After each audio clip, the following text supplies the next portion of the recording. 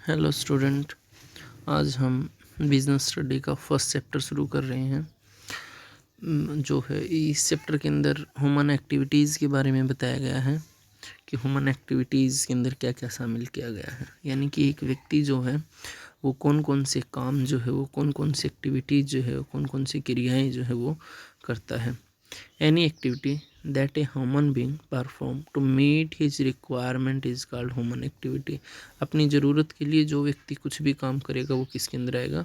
Human activity के अंदर आएगा। Human needs can be related to earning money as well as mental satisfactions. या तो एक व्यक्ति पैसे कमाने के लिए काम करता है या फिर वो अपने मानसिक संतुष्टि के लिए जो है वो काम करेगा। On this very basis they can be divided into the following two categories. हम दो कैटेगरीज में इसको डिवाइड कर सकते हैं। एक होता है इकोनॉमिक एक्टिविटीज़ और एक होता है non economic activities. Economic activities का मतलब क्या होता है? इकोनॉमिक एक्टिविटीज़ का मतलब है वो एक्टिविटी जो हम जो है प्रॉफिट अर्निंग के लिए करेंगे। जो भी एक्टिविटी हम प्रॉफिट अर्निंग के लिए करेंगे वो इकोनॉमिक एक्टिविटीज़ के अंदर शामिल की जाएगी। और जो काम हम वेलफेयर, लोगों के वेलफेयर के लिए करेंगे, सेटिस्फेक्शन के लिए करेंगे, नेशन के लिए करेंगे, वो किस में आएगा? नॉन इकोनॉमिक एक्टिविटी के अंदर आएगा। इकोनॉमिक एक्टिविटी में इसने बता रखा है those activities whose objective is earn money are called economic activity. ये मैंने आपको बता दिया है।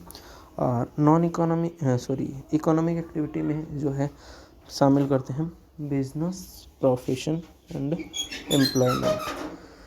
बिजनेस का क्या मतलब होता है?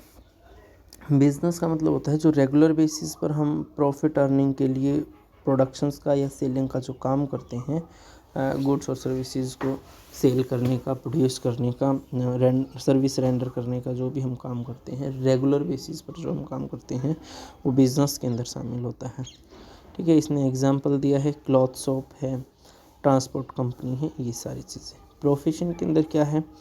प्रोफेशन के अंदर है professions refer to that economic activity which is conducted by a persons having some special knowledge and skill which is used impartially to serve different sections of the society। यानी कि जहाँ पर हमें स्पेशल नॉलेज की ज़रूरत है, जैसे एक डॉक्टर को है, एक लॉयर को है, जहाँ पर स्पेशल स्किल की ज़रूरत होती है और स्किल जो है वो एक्वायर करके उसके बाद जो है सोसाइटी के डिफरेंट सेक्शंस को सर्विस प्रोवाइड करता है, वो किसके अंदर आता है?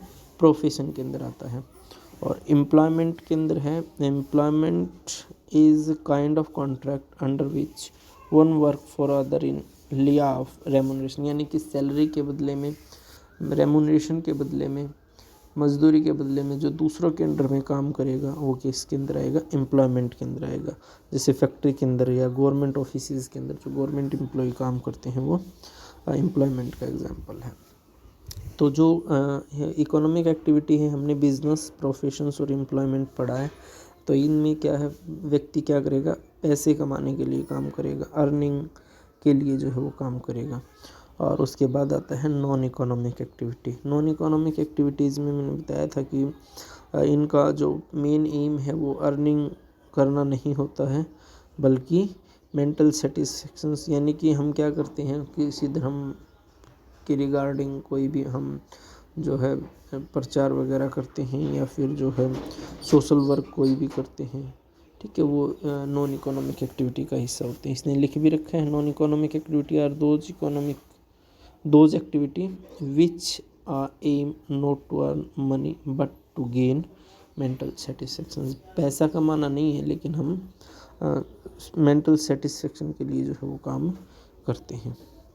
तो ये हमने ह्यूमन एक्टिविटीज़ के बारे में पढ़ा था। हम लाइव क्लास में इसकी जो सारी डिटेल हैं वो हम करेंगे, बिजनेस के बारे में, प्रोफेशन के बारे में, एम्प्लॉयमेंट के बारे में। ठीक है, थैंक यू बेटा।